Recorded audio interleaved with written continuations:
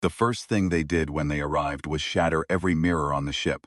Mira Solano noticed it while she was still in the docking bay, her boots magnetized to the deck plating, her breath fogging in the cold recycled air.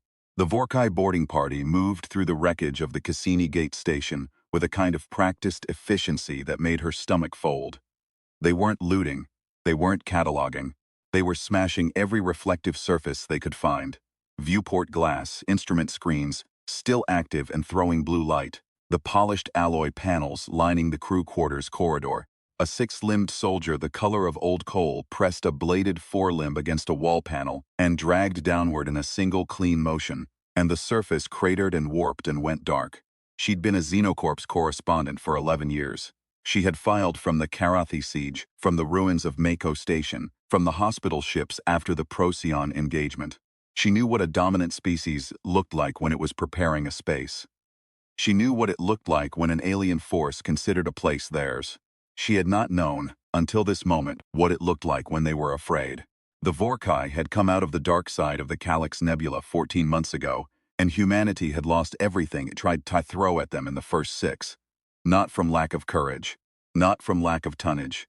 The UEA had fielded 17 capital ships in the first engagement at reach point, and all 17 were debris within 40 minutes. After that, the analysts stopped talking about conventional engagements and started talking about asymmetric survival, which was the polite way of saying, run, hide, and figure out what they want. What they wanted, as best anyone could determine, was the inner planets. They moved with a kind of ancient patience, the way a tide moves. Not hurrying, not pausing, simply advancing by the math of gravity.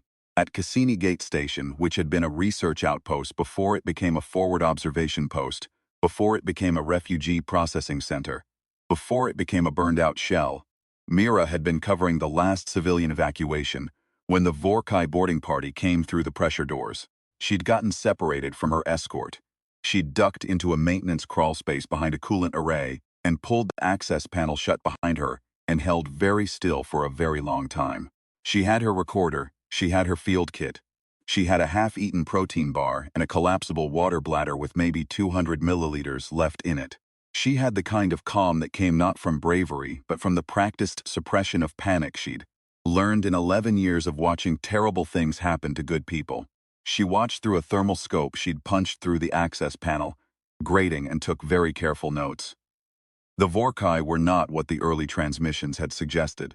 The first human analysts who reviewed contact footage had described them as insectoid, which was accurate only in the sense that they had more limbs than a human, and operated in something like a hive structure. Up close, they were something else entirely. Something that had no good reference in the catalog of things humanity had studied or imagined. Their carapace absorbed light in a way that wasn't quite natural. Not black, not absorptive, but somehow present in a way that made the eye want to slide off them. Their 6 limbs each terminated in 3 opposed digits that moved with a wet, deliberate precision. Their heads were wide and flat, and their sensory organs, not quite eyes, not quite anything Mira had a word for, were set in a horizontal band across the upper face and pulsed with a faint bioluminescence that she'd later learn was their primary communication register. They made no sound that she could hear. She wasn't sure if they communicated at all in any bandwidth she could detect, or if the pulsing lights were enough. They were meticulous. That was the word. Every action deliberate, nothing wasted, nothing hurried. When they found a body in the medbay corridor, they stopped and one of them crouched and examined it for a long moment before moving on. When they tested a door lock they could not immediately open, they did not force it. One of them produced a device she didn't recognize and held it against the panel with 3 limbs and waited. And eventually, the door opened. But the mirrors they broke first and fast, and without the careful deliberation they applied to everything else. Mira filed it in the back of her mind the way she filed everything, quietly, with the patient understanding that it would matter later. She was in the crawl space for 31 hours. In that time, she drank the last of her water. She ate the protein bar in 4 pieces, rationed across 12-hour intervals, she measured by the station's emergency clock, display visible through the grating. She did the exercises her first field trainer had taught her: isometric contractions, breath control, the mental work of making a small, dark space feel chosen rather than imposed. She thought about her brother Paulo, who was a structural engineer in Sao Paulo and who she hadn't spoken to in 7 months because of a disagreement about their mother's estate that neither of them had fully resolved. She thought about how she would resolve it when she got out of here. She thought about how she would get out of here. She thought about the mirrors. On the 32nd hour, a figure moved into the corridor outside her crawlspace. Not a Vorkai, human. Female by the silhouette, moving in a low, fast crouch with the economy of someone who'd been trained for it. Dark jacket, a sidearm holstered at the thigh, something bulkier strapped across the back that Mira couldn't identify at this angle. Mira did the calculation in the time it took to exhale. If she stayed quiet and the woman moved past, she was safe. If she knocked, she risked drawing Vorkai attention. If the woman was friendly and Mira let her pass without signaling, she lost her only chance of company in whatever was about to come next. She knocked twice on the grating. Soft, 2 beats. The woman froze, her hand went to her sidearm.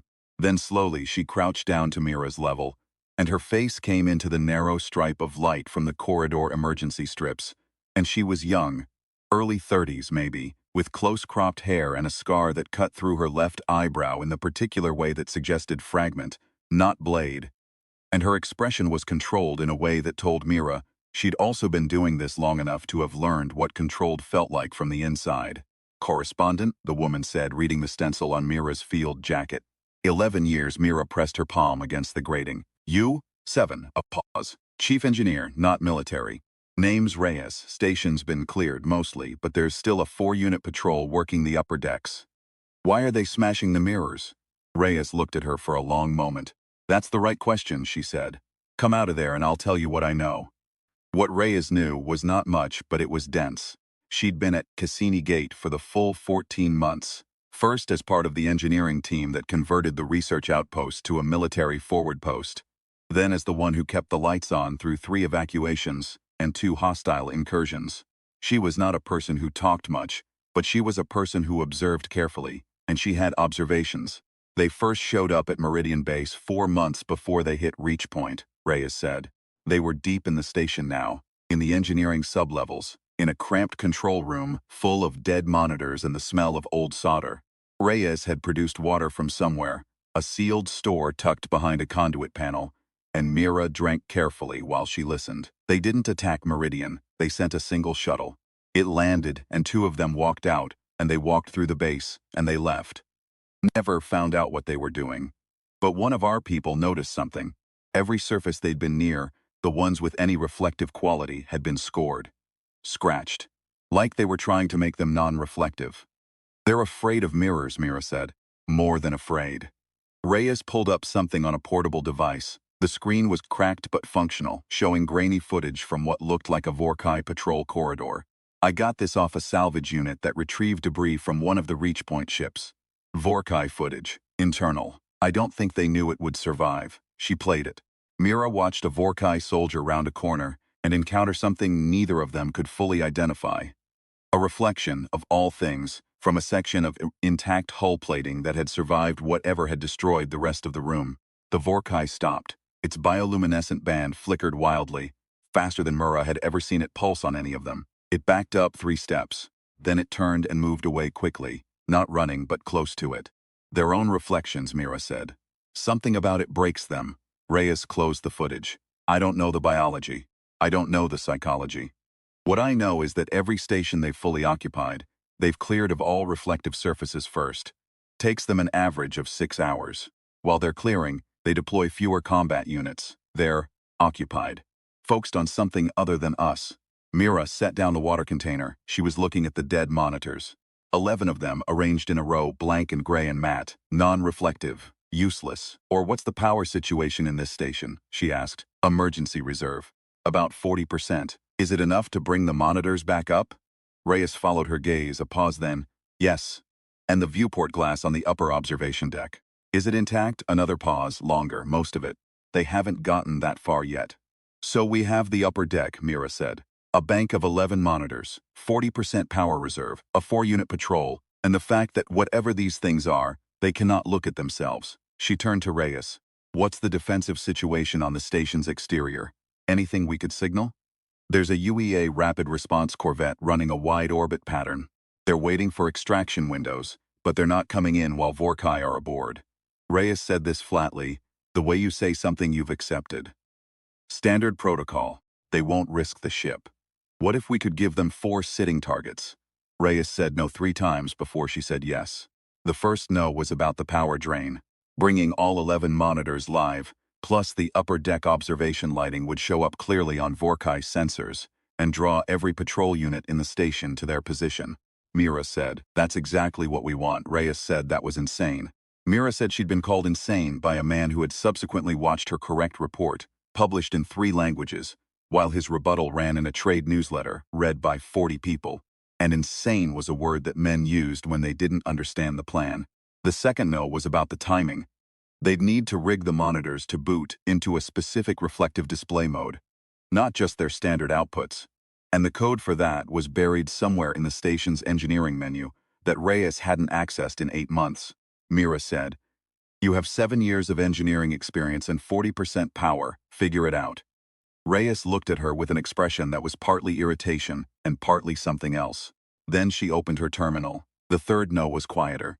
It came after Reyes had found the menu and had her hand over the execute prompt, and she'd turned to Mira and said, "If this goes wrong, we have nowhere to run. This room has 1 door." "I know," Mira said. "You've done things like this before. Not like this, but close enough." Reyes looked at the prompt, then she looked at Mira. Then she looked at the prompt again, with the expression of someone doing the particular math of deciding that the small chance of surviving something is still better than the certainty of whatever comes next. She pressed execute. The monitors came up one by one, and each one threw a square of white-gray light into the room.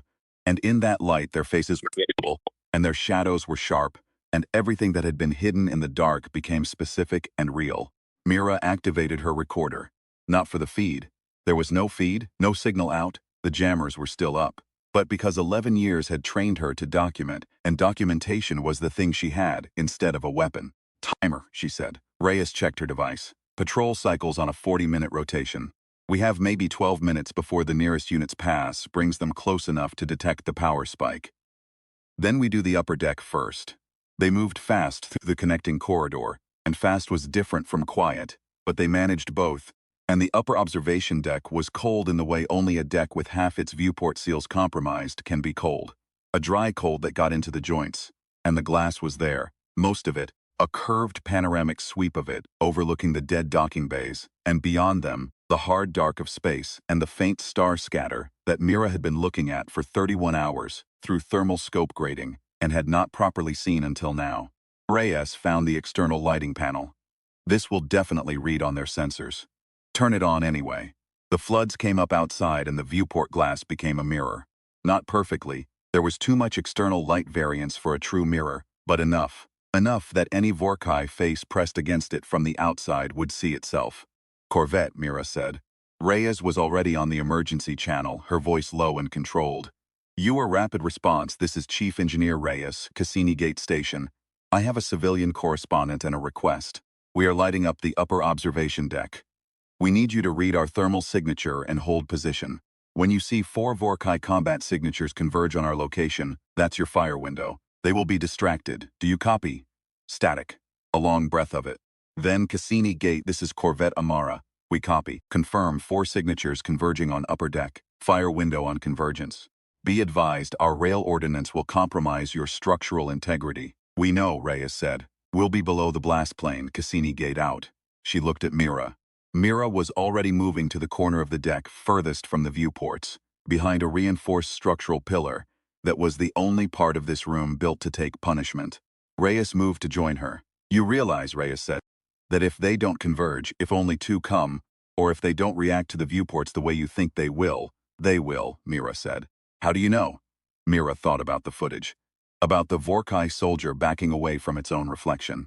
About the way the clearing teams moved through stations breaking mirrors, fast, focused, afraid.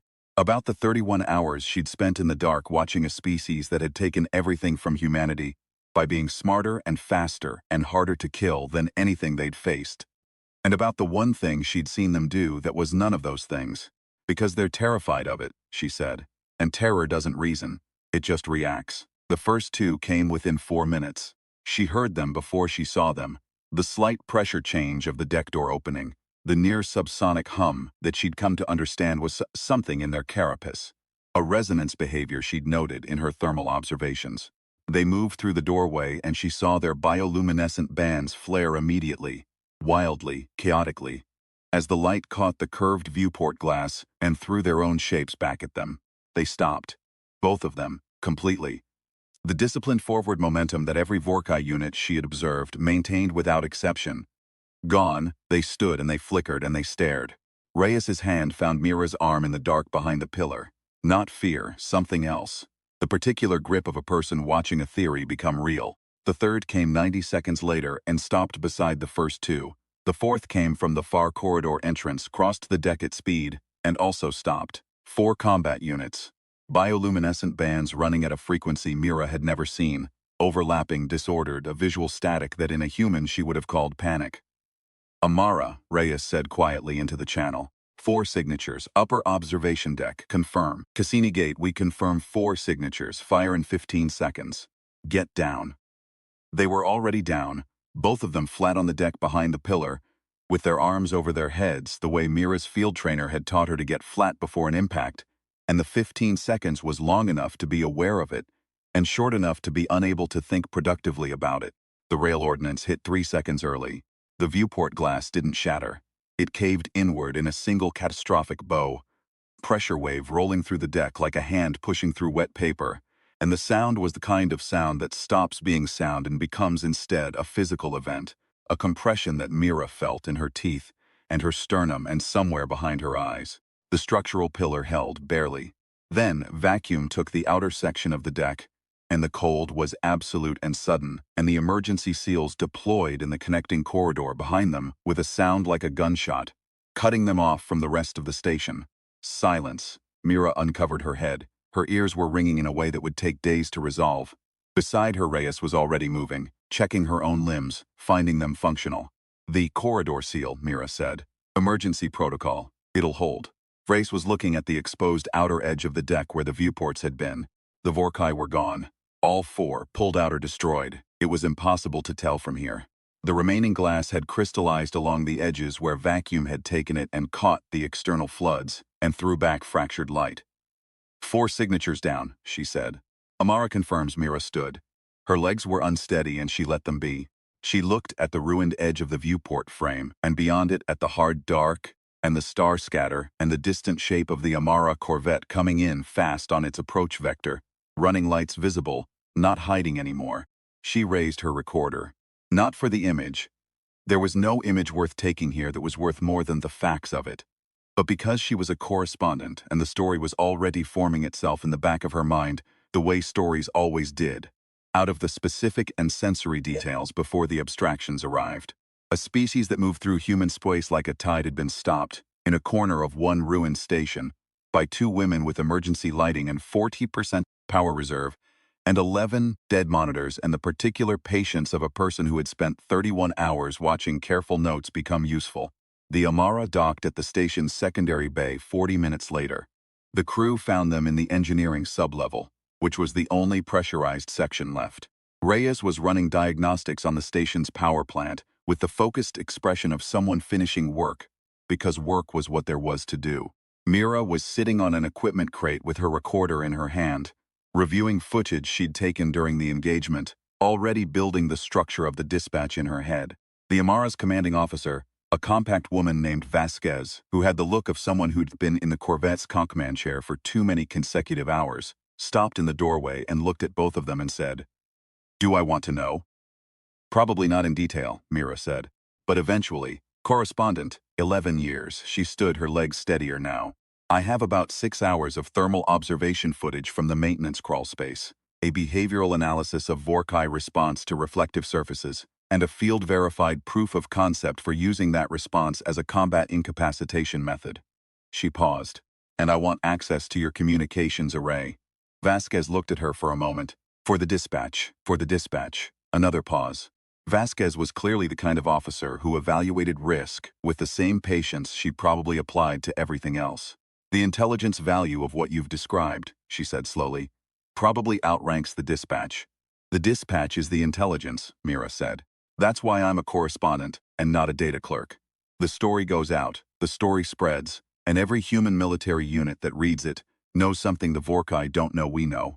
You don't win an information asymmetry war by keeping your asymmetry secret. You win it by deploying it faster than they can adapt. A long silence. Vasquez was looking at the dead monitors, at the empty frame where the viewport had been, at Reyes, who had not stopped working. The mirrors, Vasquez said, mostly to herself. The mirrors, Mira said.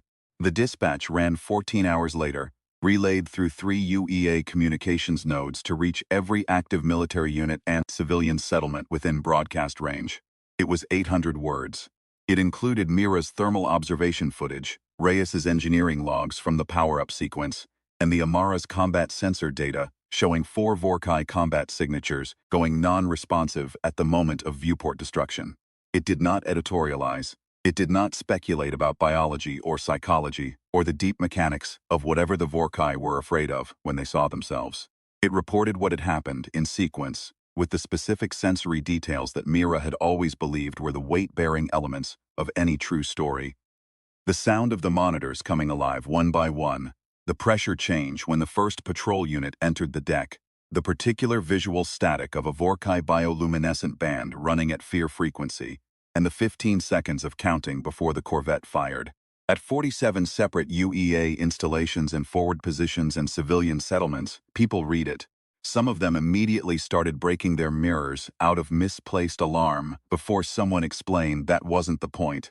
Others, the ones who had been doing what Mira had been doing for years, the engineers and the quiet observers and the people who had survived by being patient and careful in small dark spaces, read it differently.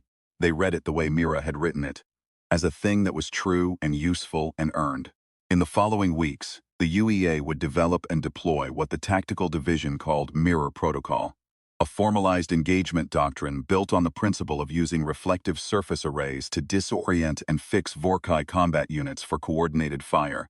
It would be trialed at 3 engagements before the Vorkai adapted, which took them, being what they were, meticulous and intelligent and patient, about 90 days. 90 days was enough time to retake 2 stations and evacuate 11,000 civilians and give the UEA the strategic breathing room to develop the second doctrine, and the third. Mira filed from all 3 engagements. 6 after Cassini Gate, she called her brother Paolo. He was in Sao Paulo. It was late afternoon there, and she could hear the city in the background. Traffic and voices, and the particular ambient noise of a place that was still intact and still full of people going about the work of being alive, which was the most human thing she knew how to describe. I heard your name on the news, he said. Cassini Gate? Yes, a pause. The city in the background. Mom's estate, he said. I know. I was wrong about the property assessment. I had the wrong surveyor. I know you were. Another pause. Then, from Paolo, a sound that was not quite a laugh but was close to it. The kind of sound that acknowledges that the particular argument no longer matters as much as the people having it. Are you okay? Mira was in a bunk on the Amara. The ship was underway. Through the porthole beside her bunk, which was small and round and made of reinforced composite glass that caught the cabin light and threw back a faint ghost of her own face. The dark ran out in all directions, full of whatever was still coming. I'm working, she said. Which was what she said instead of yes, and what she said instead of no, and what she meant when she said it was. I'm here, and I'm watching, and I'm writing it down. Paolo seemed to understand this. He had always been better at understanding her than she gave him credit for. Call me next time before 31 hours, he said. 20, she said. Deal. She ended the call and lay back, and looked at the overhead, and listened to the Amara's engines turn the dark into distance, and thought about what she had and what she still needed, and began, quietly, and with the patience she had learned in the long years of watching terrible things happen to good people, to build the next story.